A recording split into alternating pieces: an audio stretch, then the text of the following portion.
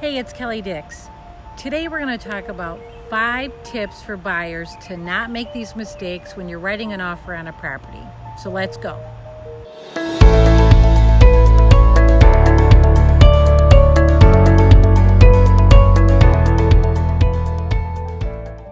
Okay, tip number 1 is probably one of the most important. Don't start going out and looking at properties until you're pre-approved, because you may think you know what you can afford, but you may not.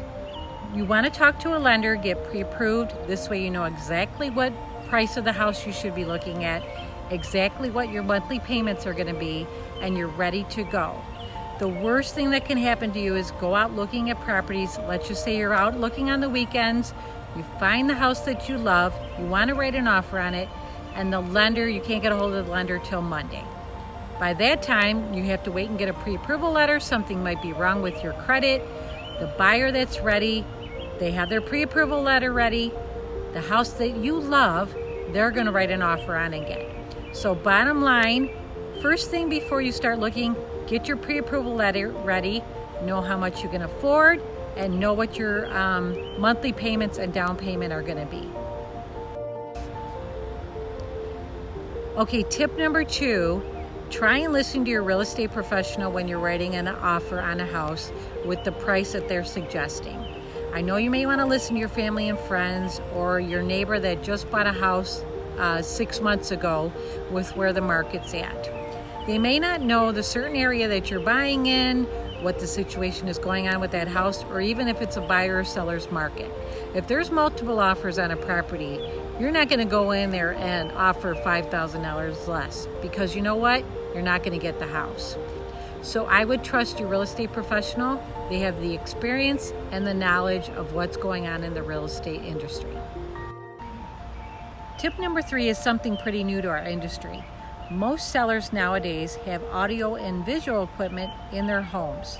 So they are watching and listening to you while you are looking through the house with your agent. So if you really like a house, try not to act excited about the property. Try not to say things about your financial situation or how you really love the house, how it's going to work for you, because that could put you at a disadvantage. Say if you want to write an offer on that house, that will put you at a little disadvantage. You really won't have that much negotiating power because the seller's going to know that you love that property and you're going to do anything to get it. So just be careful when you're out looking at property with what you're saying or maybe how you're acting, and wait till you're away from the house where you can talk to your realtor about offering a price or how excited you really are about the house. Tip number 4 is a problem when you try to write a lower offer on a house in a seller's market. Sometimes there's a lot of interest on the property and you need to at least offer asking price or sometimes even higher than what they're asking. It all depends on what's going on with that particular house and with the market. There are some times where you can offer less, maybe if the property's been sitting for a while or it's not in the best of condition, or if it is a buyer's market. You might be able to negotiate price a little bit lower, but that's where your real estate professional comes in again. They know what's going on with the market. They know what's going on with the house. They can talk to the listing agent and see what's going on with that property. So just know that there are times where you can negotiate listing price and there are times when you can't. And that's where your real estate professional becomes in handy. Okay, tip number 5 is a big one too. Do not do anything that will affect your financial situation while you're buying a house. Do not co-sign for a loan for anybody.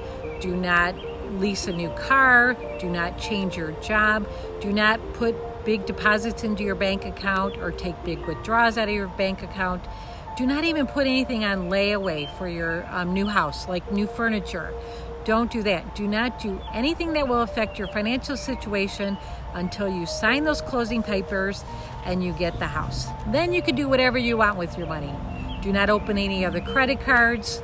So anything that will affect your financial situation, I would say maybe anything that involves your social security number or your credit.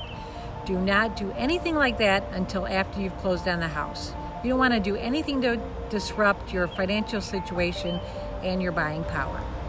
Okay, so hopefully those 5 tips gave you a little bit more insight into being a very good buyer when you're buying a house and know what to do. And like I said, Trust the knowledge and experience of your real estate agent. They know what's going on most of the time and they can help you out.